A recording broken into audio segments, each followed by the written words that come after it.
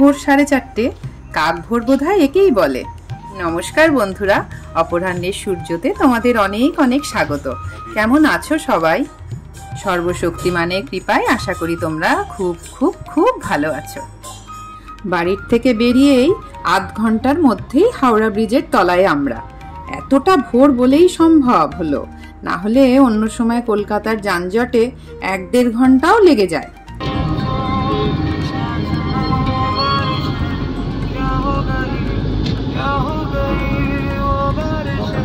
একটু ঠান্ডা পাওয়ার লোভে নর্থ বেঙ্গলে যাচ্ছি বন্দে ভারতে করে। জায়গার নামটা যেতে যেতে বলছি, এখন তো তোমরাও আমার সাথেই আছো।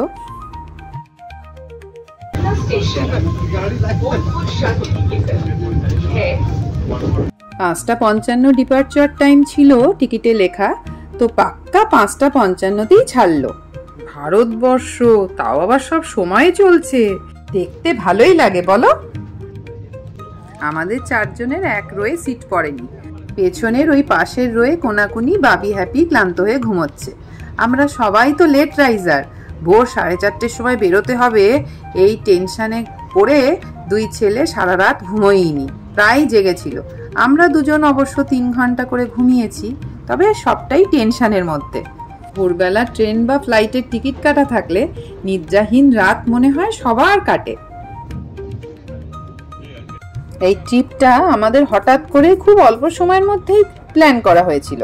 ফ্লাইটের টিকিট দেখতে গিয়ে দেখলাম একটা টিকিট 14,000-এর নিচে নেই, মানে 4 জনের শুধু যাবার টিকিটই পড়ে যাবে 50-এর ওপরে, আর আসাও তাই, মানে 1 লাখ যাবে অনলি আসা আর যাওয়া।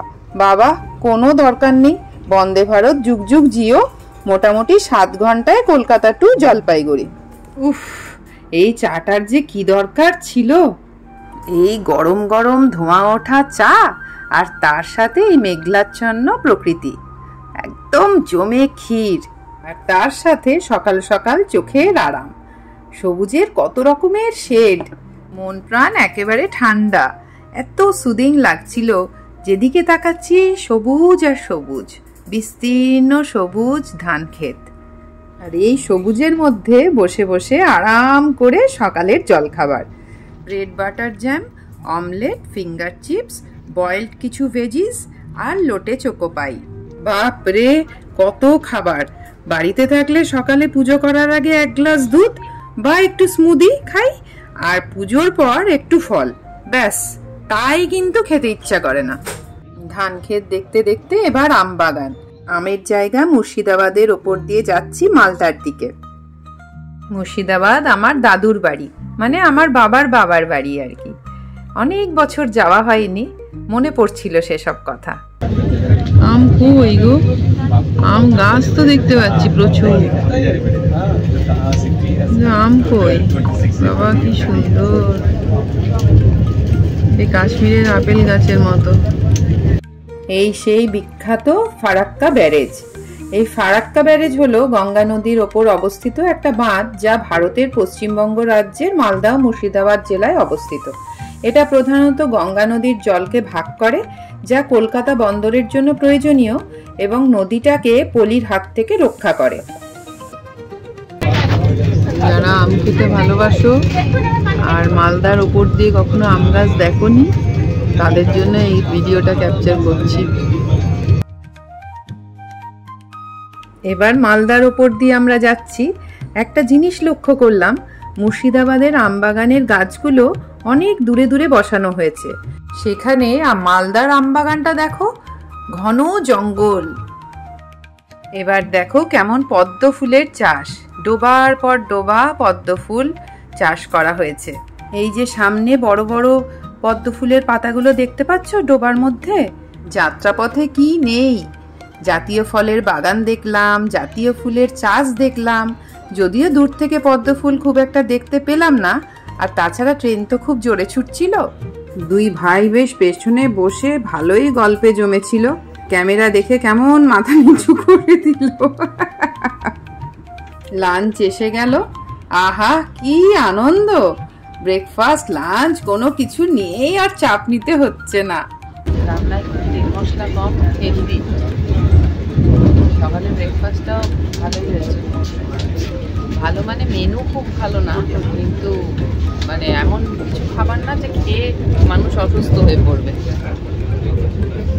বেশ লাইট ডালটা কিন্তু বেশ ঘনই, চিকেনটা এই যে বাবা চিকেন তো মানে ছোট ছোট পিস চিলি চিকেনের মতো, আর এটা একটা ভাজা বোধহয় আলু ভাজা, জিরা রাইস, রুটি আছে আর এই দই। রাতের ঘুম ত্যাগ করার ক্লান্তি একেবারে চোখে মুখে। এবার এসে পড়লাম চা বাগানে, মানে বোঝাই যাচ্ছে উত্তর বাংলার একদম সমতলে পৌঁছে গেছি আমরা। সামনেই নিউ জলপাইগুড়ি স্টেশন। ট্রেন মোটামুটি কারেক্ট টাইমেই ছিল। কলকাতা থেকে নিউ জলপাইগুড়ি আমি প্রথমবার ট্রেনে এলাম, ভাগ্যিস এলাম, তাই এত রোমাঞ্চকর প্রকৃতির রং রূপ সব আস্বাদন করলাম। বায়ুপথের থেকে স্থলপথ আমার ঢের ভালো লাগলো। এবার ছুটে চললাম পাহাড়ের দিকে। 4 দিন এখন সমতল থেকে টাটা। আমরা যারা পশ্চিমবাংলার সমতলে থাকি আর এপ্রিল মে জুনে গরমে জ্বলে পুড়ে মরি, তাদের জন্য 4-5 দিন পাহাড়ের ঠান্ডা একটা টনিকের মতো কাজ করে। তবে ঠান্ডা খেয়ে 5 দিন পর যখন ব্যাক টু প্যাভিলিয়ন হব, তখন তো বুঝতেই পারছি যে কি হবে। যাক, আর এখন অত ভেবে লাভ নেই, এখন তো বাবা মজাটা লুটে পুটে নিই। পাহাড়ে কিছুটা ওঠার পর রোহিণী বলে একটা জায়গা পড়ে, সেখানে মহেশ নামের একটা রেস্টুরেন্ট আছে। ড্রাইভার ভাই বলল একটু থামলাম, একটু ফ্রেশ হব। আর পাহাড়ে চড়ার সাথে সাথে সবার মনটাই একটু কিন্তু কেমন মোমো মোমো করছিল, মানে মোমো খিদে পেয়েছিল আর কি। ব্রেকফাস্ট লাঞ্চ সব করার পরও এই খিদেটা ঠিক পেটের নয়, কিন্তু মনের বলা যেতে পারে। মোমো চা অর্ডার করার পর চারিদিকটা দেখছিলাম। এখন দুপুর 2:30 মতো বাজে, হালকা ঠান্ডা লাগছিল। আর একটা মজার ঘটনা বলি তোমাদের। গাড়ি থেকে যখন নামছিলাম, আমার এক কানে দুল আর এক কানটা ফাঁকা, তোমরা কি লক্ষ্য করলে?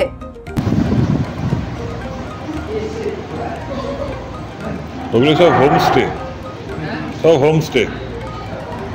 মোমোটা দারুণ ছিল। আমি কিন্তু কলকাতায় থাকতে মোমো একদম খাই না, আমার ভালোই লাগে না। কিন্তু নর্থ বেঙ্গল আসলে পাহাড়, ঠান্ডা আর তার সাথে মোমো, এ যেন একটা অদ্ভুত মেলবন্ধন।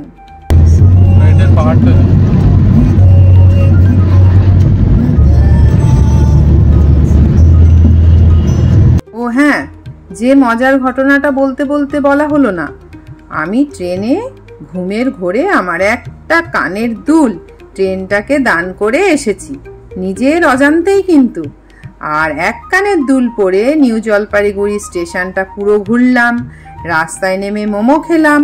এখন গান শুনতে শুনতে পাহাড় দেখতে দেখতে যাচ্ছি, কিন্তু কিছুই কিন্তু জানি না। ভাবো আমার একবার অবস্থাটা। আর বাড়ির লোকগুলোকেও ভাবি, একবারও কি আমার মুখের দিকে তাকালো না। আর ওদেরকেই বা কি বলবো, আমি নিজেই বা কেমন। এক কানে ঝোলানো দুল পরে আছি আর এক কান ফাঁকা, বুঝলাম না এতক্ষণ। তো যাই হোক, ছাড়ো, এতক্ষণ তো বলাই হয়নি তোমাদের নর্থ বেঙ্গলে কোথায় যাচ্ছি আমরা। নর্থ বেঙ্গলে প্রচুর জায়গা আছে তো ঘোরার। আমরা এসেছি কার্শিয়াংয়ে, দ্য কাইজার ভ্যালি হোটেলে। এই হোটেলের খোঁজ তোমাদের দাদা ভাই কোনো একজনের ব্লগ থেকে দেখেই জানতে পেরেছে। ব্লগে কত সুবিধা বলো। এই হোটেলটা কার্শিয়াংয়ের মেন টাউন থেকে একটু দূরে, এই 1-1.5 কিলোমিটার দূরে হবে। পাহাড়ের গা কেটে খুব সুন্দর একটা হোটেল।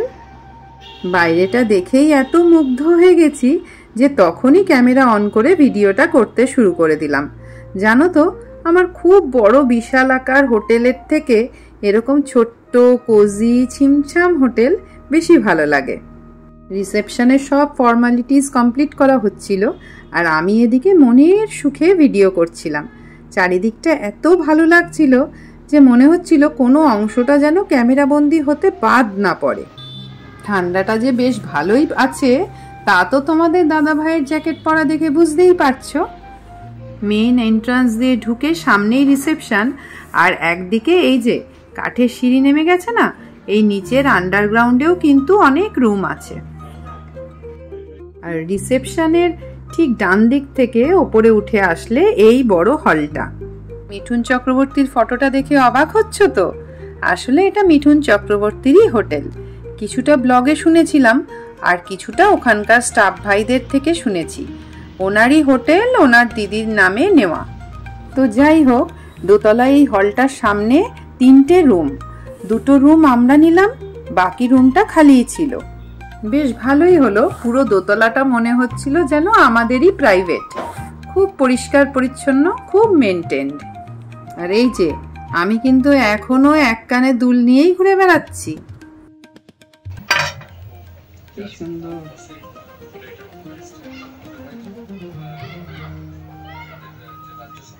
পাহাড়গুলো নিচে চলে গেছে, দেখেছো? পাহাড়গুলো নিচে।